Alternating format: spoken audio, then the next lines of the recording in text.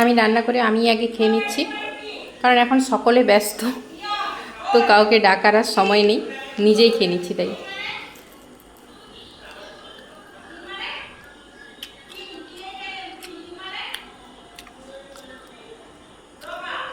কেমন হয়েছে আজকে এটা আমি বলবো না, আপনারা বাড়িতে ট্রাই করবেন, তারপরে বলবেন। আজকে বানাবো মোচার পকোড়া। এর আগে আমি কিন্তু মোচার পকোড়া খাইনি। তো মোচা দিয়ে ডাল, মোচার ঘন্ট, মোচার চপ এসবই খেয়েছি। তো মোচা দিয়ে পকোড়া বানাবো, কারণ আপনাদের সাথে ভিডিও শেয়ার করতে করতে কী বানাবো এই ভেবে ভেবেই পাচ্ছি না। তাই মোচা দিয়ে পকোড়া বানিয়ে দেখলাম। আগে মানে নিজে ট্রাই করেছি যে তেতো লাগে কি না, কিন্তু সত্যিই তেতো লাগে না। আপনারা বাড়িতে এভাবে ট্রাই করবেন, ভালো লাগবে। আর মোচাটা আপনাদেরকে ছাড়ানো দেখাতে পারলাম না, তার কারণ আমি এক হাতেই ক্যামেরাটা ধরে আছি, আমার এখন কাছে কেউ নেই ক্যামেরাটা ধরার জন্য। আর মোচার মধ্যে এই যে খাঁচিগুলো থাকে না, শক্ত শক্ত, তো ওটাই ফেলে দিয়েছি। আর মোচার কোনো অংশই বাদ যায় না সেরকম। আর এই যে এটা হচ্ছে একেবারে নরম, তো এটা পুরোটাই কুচিয়ে নেব এর মধ্যে। আর এখানে হলুদ জল নিয়েছি। হলুদ জলে মোচা কাটলে কি হবে, আর মোচার কালারটা দেখুন একটু কালো পড়েনি, মোচাটা পরিষ্কার থাকবে।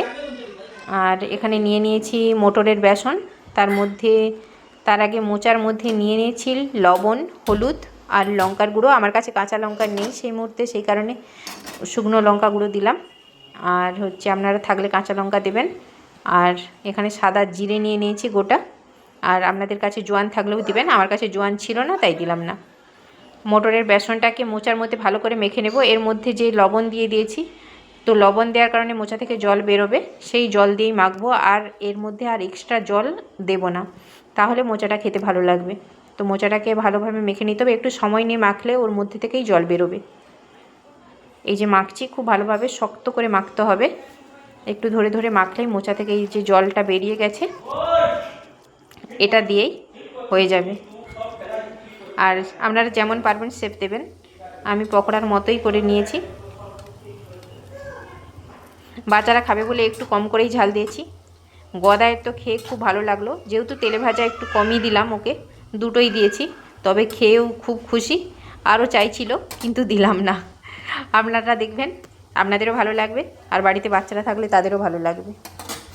আর এটা সর্ষের তেল দিয়ে ভাজবেন, তাহলে খেতে আরও ভালো লাগবে। আমি নিরামিষের দিনে ভাজছিলাম, সেই কারণে পেঁয়াজ অ্যাড করলাম না, তো পেঁয়াজ দিলে তো আরও ভালো লাগবে। আর নিরামিষের দিনে এভাবে বানিয়ে দেখবেন, সত্যিই ভালো লাগবে। মোচার যে একটা নিজস্ব ফ্লেভার, সেটা এর মধ্যে থাকবে।